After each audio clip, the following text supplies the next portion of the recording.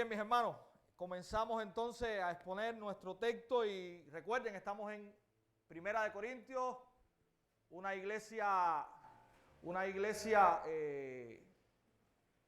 grande o una iglesia establecida en una ciudad grande, perdón, una ciudad importante en aquel contexto, una iglesia que estaba llena cuando desde el punto de vista de dones hablamos, pero una iglesia que estaba vacía cuando desde el punto de vista de espiritualidad hablamos. Ojo aquí. El problema de la iglesia en Corinto no era la falta de algo que Dios no había dado, sino la falta de ellos mismos. Y eso es lo que nosotros vamos a estar viendo en todo este recorrido que vamos a estar haciendo por esta carta. Hermanos, en esta semana ocurrió un suceso que movió al mundo, sobre todo a periódicos en todo el ámbito de noticias. Y hay un hombre que quizás usted no conozca, que se llama Elon Musk. Este hombre es uno de los 10 de las 10 personas más adineradas del mundo. Y este hombre en esta semana compró la red social que se llama Twitter, ¿verdad?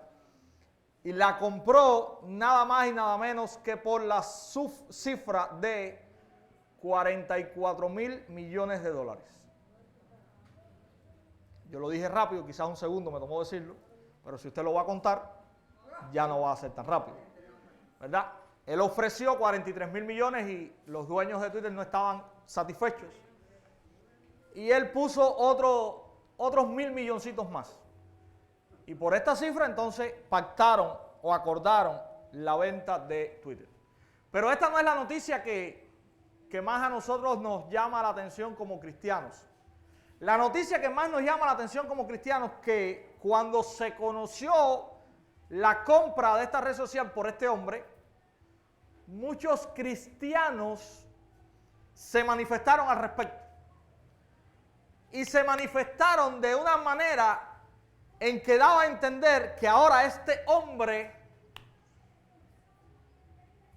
iba a ser su salvador. Porque una de las cosas que prometió este hombre, y que quizás cumpla, quizás no, como todo hombre, es que él iba a hacer de esta red social una plataforma donde se respete la libertad de expresión. Muchos cristianos en el mundo están siendo silenciados por sus posiciones en contra de el aborto, la homosexualidad, el robo, etcétera, etcétera, etcétera. Y este hombre ahora está prometiendo, de alguna manera, dar voz a aquellos que están siendo silenciados. Y muchos cristianos están diciendo, oh, este es el hombre. Y nosotros somos muy fácil, o vamos muy fácil a levantar de cualquier persona un ídolo. Y muchas veces nos decimos, nosotros somos seguidores de... Y hermano, de eso vamos a estar hablando hoy en el texto que nos ocupa en 1 Corintios capítulo 1, versículos del 10 al 17. Vamos a leer, ahora sí, vamos a leer. Ahora sí, nos ponemos en pie y leemos la escritura. Y Pablo está diciendo allí a partir del verso 10, os ruego pues, hermanos, por el nombre de nuestro Señor Jesucristo, que habléis todos una misma cosa, y que no haya entre vosotros divisiones, sino que estéis perfectamente unidos en una misma mente y en un mismo parecer.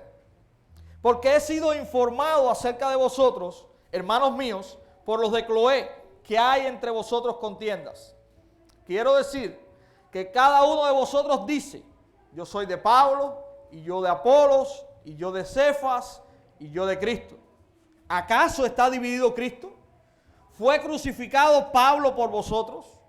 ¿O fuisteis bautizados en el nombre de Pablo? Doy gracias a Dios de que a ninguno de vosotros he bautizado, sino a Crispo y a Gayo, para que ninguno diga que fuisteis bautizados en mi nombre. También bauticé a la familia de Estéfanas. De los demás, no sé si he bautizado a algún otro. Pues no me envió Cristo a bautizar, sino a predicar el evangelio. No con sabiduría de palabras, para que no se haga vana la cruz de Cristo. Señor, te damos gracias nuevamente y infinitamente por tu palabra.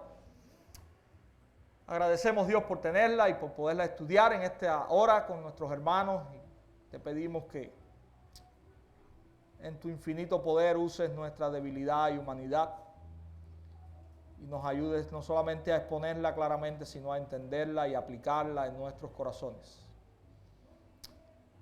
Gracias por tu santa palabra. Gracias, Señor, porque la tenemos y tú nos guías, nos amonestas, nos animas a través de ella. Que hoy podamos recibir, Señor, lo que nuestra vida necesita, el alimento para estar satisfechos a través de tu palabra. En el nombre de Jesús oramos. Amén. Bien, hermanos, pueden sentarse y hoy vamos a hablar de desunidad en la iglesia. Este es el tema que Pablo está encarando y es el tema que Pablo va a traer por 4 capítulos de esta carta. Los primeros 4 capítulos de la carta son 4 capítulos a los cuales Pablo se va a enfocar en hablar a la iglesia de desunidad. ¿Ok? Lo primero que es interesante en el versículo 10 es la frase que Pablo usa para comenzar su discurso. Y lastimosamente, cuando nosotros leemos aquí, os ruego pues, hermanos, pierde un poco el sentido de lo que Pablo está haciendo. Pablo no está trayendo un ruego amoroso, sino que Pablo está llamando la atención, aun cuando lo está haciendo de una manera no brusca, por decirlo de alguna manera, pero Pablo está diciendo, hermanos, les exhorto, y lo que viene después es lo que da carácter a esa exhortación. Y Pablo está diciendo, hermanos, los exhorto por el nombre de nuestro Señor Jesucristo. Pablo está mandando amorosamente a aquella iglesia a que corrijan lo que está deficiente, y es lo que él va a enseñar ahora, y que lo hagan no por la superioridad que él puede tener, sino por la superioridad y la preeminencia que tiene Cristo en la iglesia. Pablo está mandando a corregir la desunidad en la iglesia en el nombre del Señor. Y esa es la autoridad que Pablo está expresando. Él es apóstol, él tiene la autoridad. Pero como Pablo va a hablar de desunión, y esa desunión está dada precisamente por grupos que están tomando su nombre de una manera incorrecta, Pablo no está queriendo ahora referirse o hacer un llamado a la iglesia bajo su apostolado, sino bajo algo que es superior a eso. Y que es superior a Pablo y que es superior a todo. Y es el nombre del Señor. Pablo está diciendo, escúchenme y hagan esto por el Señor Jesucristo. En su nombre, bajo su autoridad y potestad, yo les estoy mandando a que ustedes puedan corregir esto que está deficiente. ¿Y qué es lo que está deficiente? Dice Pablo, porque he sido informado acerca de vosotros, hermanos míos, por los de Cloé, que hay contiendas entre vosotros. Me refiero a que cada uno de vosotros dice, yo soy de Pablo, yo soy de Apolos, yo soy de Cefas y yo soy de Cristo. La palabra que usa Pablo aquí para contienda no es que estemos en desigualdad de criterios. Sí, es que estamos fajados. No es que estemos en desigualdad de criterio. La palabra contienda que se usa, que Pablo está usando aquí, es que la iglesia estaba envuelta en pleitos. Y en pleitos horrendos. La iglesia estaba dividida. La iglesia estaba dividida Y Pablo había sido informado de esto, y aunque este no es el centro del texto, yo sí quiero dejar claro, y la Biblia dice, Pablo había sido informado por los de Cloé. No sabemos quiénes eran esas personas. Hay varias especulaciones acerca de eso, yo no las voy a decir. No las voy a decir porque no hay ninguna que se pueda asegurar, así que es mejor ni conocerlas. Pero lo que sí sabemos acerca de esta gente es dos cosas. En primer lugar, que al parecer eran conocidos por la iglesia de Corinto. Porque Pablo no da detalle de quiénes eran. Pablo sencillamente dice, a mí me dijeron los de Cloé que ustedes estaban haciendo esto, esto y esto. Así que esta gente al parecer eran conocidos por la iglesia. Y lo otro que al parecer se define o se ve en este texto es que el testimonio de esta gente era un testimonio fiel. Porque Pablo está hablando y está de alguna manera corrigiendo a la iglesia en Corinto por el testimonio que había recibido de esta familia. Estas dos cosas son importantes. Y hay una tercera cosa que es importante y que aplica mucho a nosotros, hermanos.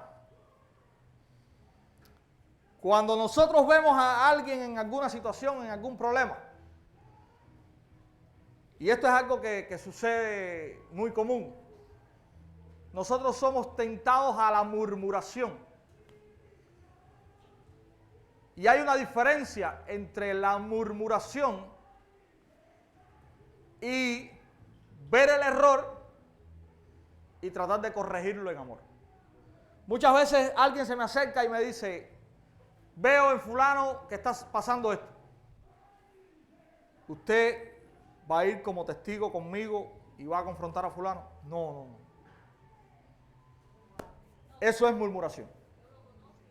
Eso es murmuración, eso es pecado. Eso es pecado. ¿Qué es lo que la Biblia nos dice que nosotros debemos hacer? Nosotros vemos el error del hermano. Usted lo puede comunicar a un líder de la iglesia, pero usted tiene que ser maduro y capaz de poder ir y usar lo que usted conoce como testimonio para confrontar a ese hermano. Pablo está diciendo aquí claramente quién le informó la situación y la condición de la iglesia en Corinto.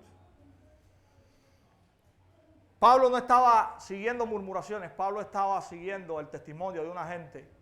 Y miren, hermanos, cuando hacemos eso, usted sabe lo que nosotros estamos demostrándole al hermano: amor. ¿Cuál es el propósito y el propósito final de la corrección? La restauración del hermano. Entonces, cuando yo murmuro, yo no estoy amando a nadie. Yo me estoy amando a mí mismo muchas veces, que me creo superior a ese hermano. Y cuando voy y digo, mira, este está en esto, es porque yo no estoy y yo soy superior a él. Así que cuando yo escucho murmuración, lo que estoy escuchando es eso. Y eso es pecado. Ahora, cuando yo vengo y yo digo, este hermano está en esta situación, quizás yo no tengo el valor para confrontarlo solo, quizás yo no tengo las palabras para confrontarlo solo, eso es aceptable. Yo me acerco a un líder de la iglesia y yo le digo, hermano, mira, yo veo a este hermano en esta situación, vamos juntos, porque yo soy el que conozco la situación, vamos juntos y vamos a confrontar al hermano. Esa es la muestra de amor más grande que usted puede hacer por ese hermano. Y siempre que usted venga con ese ánimo, yo le voy a agradecer. Y cuando el hermano sea restablecido o restaurado, el hermano le va a agradecer. Lo que nunca el hermano ni yo le vamos a agradecer es que usted esté murmurando y que no sea capaz de confrontar en amor a ese hermano. Y eso es el ejemplo que nosotros vemos, que esta gente de Cloé, que no sabemos ni quiénes son, estaba haciendo a la iglesia, mis hermanos. Así que no es el chisme lo que edifica a la iglesia.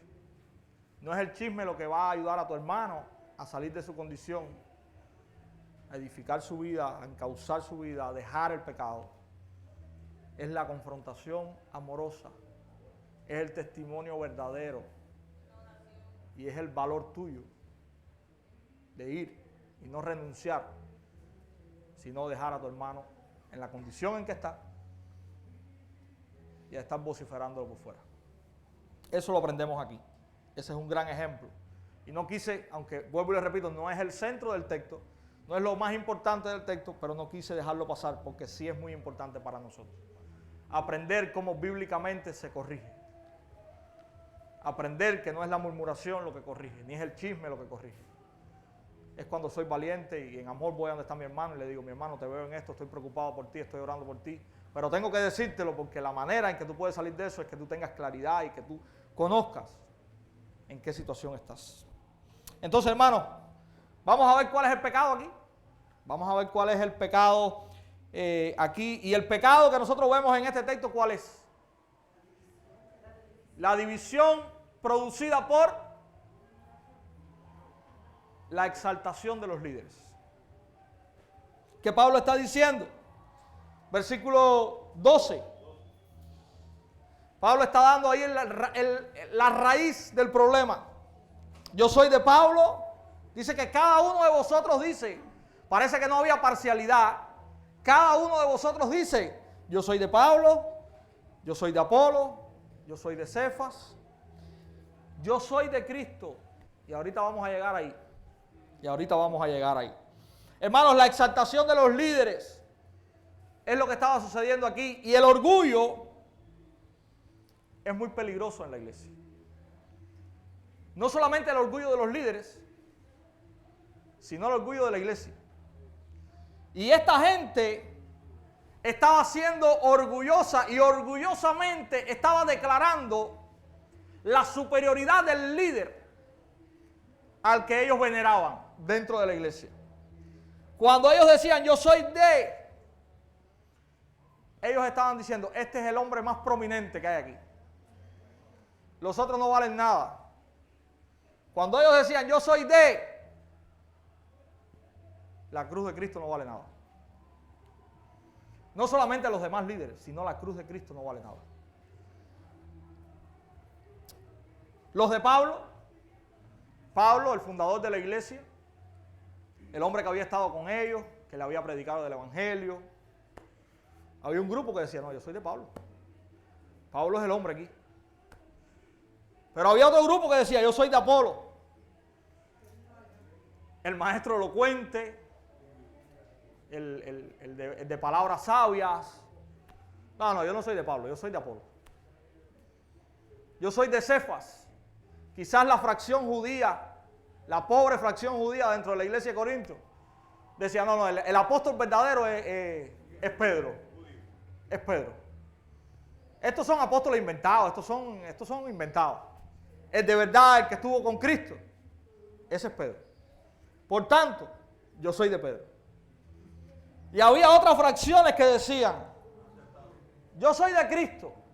Hermano, y quiero encender un bombillo rojo aquí. Cuando nosotros decimos yo soy de Cristo, con un corazón sincero y sin nada más, esa es la actitud correcta. Pero muchas veces decir yo soy de Cristo puede ser un pretexto para negarme a ser enseñado y a ser corregido. Y eso sí es pecado. Yo soy de Cristo, a mí nadie me tiene que enseñar. Cristo. Eso es pecado. Porque Cristo mismo puso en su iglesia maestros para que le enseñasen a ustedes. Yo soy de Cristo, a mí nadie me puede corregir. El único que me puede juzgar es Dios.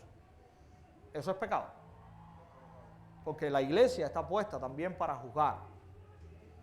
Entonces, cuando mi actitud de decir yo soy de Cristo es una actitud de rechazo a corrección y enseñanza, es una actitud también negativa. No podemos pensar y no podemos ahora valorar que los que estaban diciendo yo soy de Cristo están en una actitud correcta. Porque sencillamente Pablo los nombra como uno de los grupos que estaban causando división dentro de la iglesia. ¿Qué hace Pablo? ¿Qué hace Pablo? Y Pablo hace algo magistral aquí. Pablo hace 3 preguntas. Primera pregunta. ¿Acaso está dividido Cristo? ¿Cuál es la respuesta?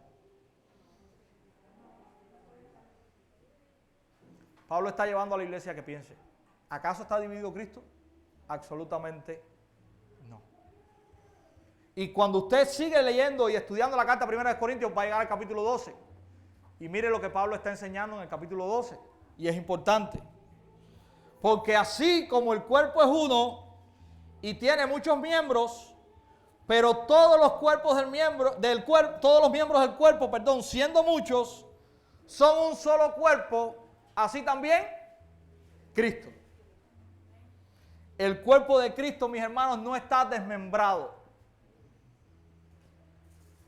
Usted no puede aspirar a que esta mano, a estos dedos que están en esta mano, que están sostenidos por esta muñeca, digan, no, yo no soy de esta muñeca, yo quiero cambiarme para la muñeca de la otra mano. Eso es algo irreconciliable. Y Pablo está diciendo, el cuerpo de Cristo es uno solo y lo que lo sostiene es Cristo. La cabeza es Cristo. El jefe es Cristo. Y Cristo no está dividido. Y esta es la segunda razón. Todo el cuerpo pertenece a una sola persona. ¿A quién? A Cristo. Pablo está diciendo, todos nosotros pertenecemos a una sola persona. Tenemos un solo líder. Tenemos un solo dueño. Y ese dueño es única y exclusivamente Cristo. Cristo nunca ha compartido ni nunca compartirá su preeminencia con nadie. ¿Recuerdan el texto que leíamos o que yo leí al principio? Colosenses capítulo 1, versículos del 15 al 23. Cristo se manifiesta en ese texto como Señor de la iglesia, único Señor de la iglesia, y como dueño y Señor de la creación. Así que la iglesia tiene un solo Señor y ese Señor es Cristo. Pablo está diciendo, Cristo no está dividido. Cristo no le ha cedido su autoridad a nadie más. Es solamente Él. Y miren la segunda pregunta que Pablo se hace. ¿Fue crucificado Pablo? Y es interesante, Pablo no habla de Cefas ni de Apolos. Él habla de él mismo. Y él está destruyendo la autoridad y la supremacía que algunos le habían dado dentro de la iglesia. No está refiriéndose ahora a ninguno de los otros, se está refiriendo a él mismo. Y él está diciendo, hermanos, yo fui crucificado por ustedes.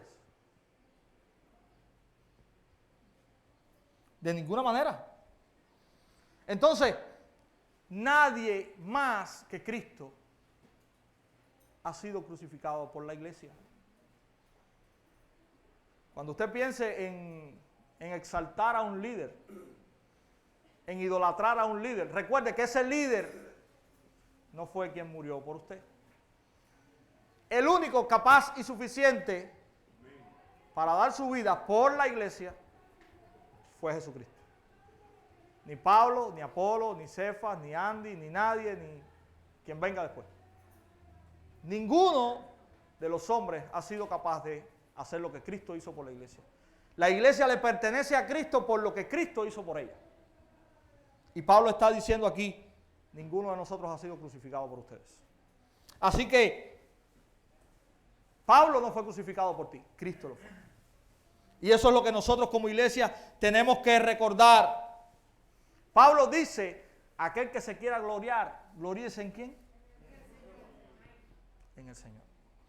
Nuestra gloria no está en nosotros mismos, no descansa en nosotros mismos. Descansa única y exclusivamente en Cristo Jesús. Eso es algo que tenemos que recordar siempre. Alguien dijo, elevar a un maestro humano al punto en que nuestra lealtad por él despedaza el cuerpo de Cristo, significa que hemos perdido de vista el infinito e irresistible valor de un Salvador crucificado. Qué interesante. Hemos perdido de vista el valor de la cruz de Cristo. Hemos perdido de vista el valor supremo de ese Salvador que tenemos. cuando nosotros nos definimos por este grupo, por este líder o por el otro. Hermanos, Cristo es lo que vale. Nosotros, todos nosotros, los que dirigen aquí, los que se sientan allí, somos una misma cosa. Viles e indignos pecadores rescatados por Cristo. Todos y cada uno de nosotros poseemos una misma condición. Perdidos que han sido rescatados por Cristo. Todos y cada uno de nosotros tenemos un mismo valor. Creados a la imagen de Dios. Y todas las respuestas que usted va a buscar a todas estas cosas van a llevarlos a un mismo camino, a un mismo destino. Lo que Dios ha hecho en Cristo. Y eso es lo que Pablo también está llevando a la iglesia a mirar. Yo no fui crucificado por ustedes. La salvación de ustedes no depende de mí. Yo quizás le prediqué, yo quizás planté la iglesia, pero nada más eso. Yo soy uno de ustedes. Miren a Cristo. Su lealtad es a Cristo. Tercera pregunta de Pablo. ¿Fuiste bautizado en el nombre de Pablo? Cuando usted se sumergió en las aguas del bautismo, alguien le dijo, yo te bautizo en el nombre de Pablo, yo te bautizo en el nombre de Pedro, yo te bautizo. No. Yo te bautizo en el nombre del Padre, del Hijo y del Espíritu Santo. La bendita y santísima Trinidad. Pablo está apuntando ahí. Hermanos, el llamado de Pablo es que la iglesia pueda renunciar y buscar y mirar a Dios. Y solamente cuando miramos a Dios la iglesia puede estar unida. Podemos tener mil cosas que generen diversidad de criterios, diversidad de gustos, pero tenemos un único y suficiente Salvador. Y en Cristo estamos unidos. Y eso es lo que la iglesia nunca puede perder. Y en Cristo podemos reconciliar todas las cosas. Todas esas cosas en las cuales diferimos, podemos reconciliarlas en Cristo. En el amor de Cristo, en la gracia de Cristo. Ese es el llamado que la Escritura nos hace. La elocuencia, mis hermanos, y eso es otra de las cosas que Pablo habla. La elocuencia no es lo que sostiene tu fe, ni de lo que tu fe depende. Y ahora Pablo sí va a hablar, quizás, de la elocuencia de Apolos. Y Pablo dice en el verso 17, pues no me envió Cristo a bautizar, sino a predicar el Evangelio. No con sabiduría de palabras, para que no se haga vana la cruz de Cristo. Y en Hechos capítulo 18, versículo 24, vemos cómo Apolos llegó a ministrar a la iglesia. Y dice ahí en el versículo 24 del libro de Hechos, llegó entonces a Éfeso un judío llamado Apolos, natural de Alejandría, varón elocuente, poderoso en las Escrituras. Y en el verso 27 dice que fue de Éfeso a Acaya, y ahí es donde está Corinto. Y sin mucha especulación, mis hermanos, podemos concluir que los dos principales bandos que había en Corinto quizás eran los de Pablo y los de Apolo. Esos eran quizás los dos principales bandos que había. El bando de Pablo, mi líder ha llegado antes. El bando de Apolo, mi líder es más elocuente. Es más sabio cuando predica. Basura todo eso. Pablo dice que a veces la elocuencia anula la cruz. Y cuando nosotros enseñamos y predicamos, lo que nosotros tenemos que mostrar, resaltar, a lo cual apuntar, es a una sola cosa. Es a la cruz de Cristo. Porque en la cima de todas las cosas está Cristo y lo que Él hizo. No el ministro, no el pastor, no el predicador, no el maestro. Eso tiene que quedar en un segundo lugar. Y si nosotros no somos buenos para resaltar eso, podemos estar haciendo vana, nula, estropeando, oscureciendo la cruz de Cristo. Y Pablo dice que su objetivo, su máxima, era que Cristo fuese conocido. Hermano, no es la elocuencia lo que te rescató, ni lo que te santifica. Es Cristo. Es su sacrificio. Es la obra de santificación que Él está haciendo todos los días en ti. Dios debe llevarse toda la gloria, no el hombre.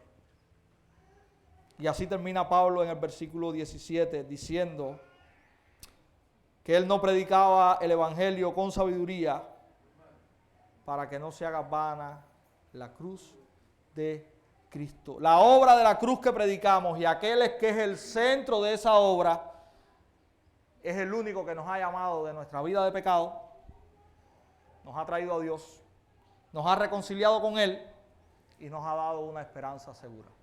Yo no puedo darle a usted esperanza de nada. Yo mismo no tengo ninguna, fuera de Cristo. La única esperanza que yo puedo traer a usted es Cristo. Es lo que Él ha prometido, es lo que Él ha hecho y es lo que Él ha dicho que va a hacer.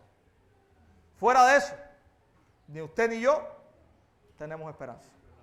Y Pablo está descansando en que ese es el único mensaje que realmente la iglesia necesita. Así que Dios debe llevarse toda la gloria en todo lo que el hombre hace y no el propio hombre. Toda la gloria en nuestras vidas y en la iglesia de Dios es y para Cristo y solo a Él. Al final, que si lo que hacemos está debilitando esa gloria, tenemos que revisar lo que estamos haciendo.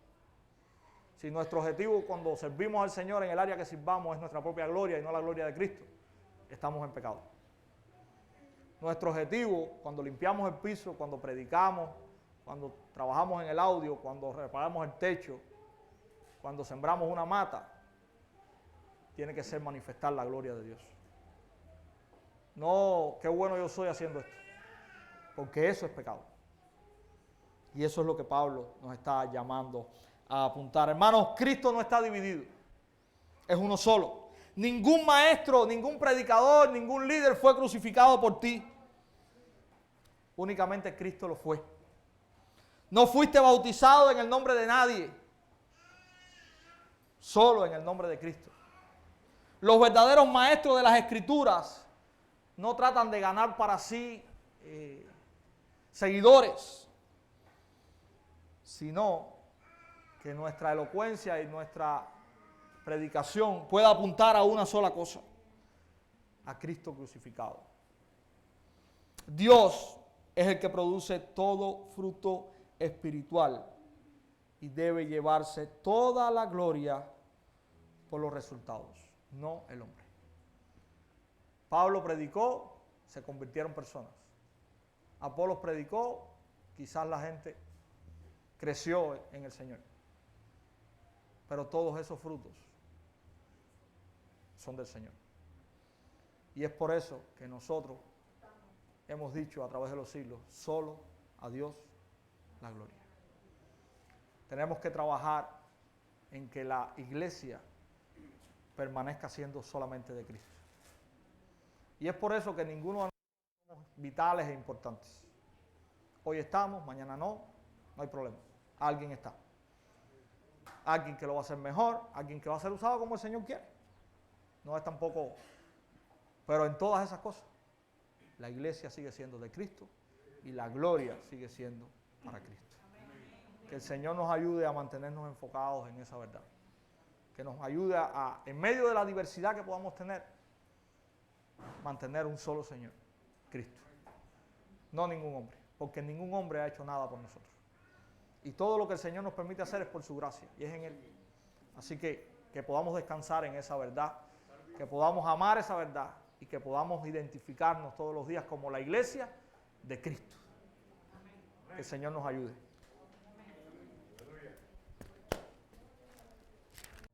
Prepara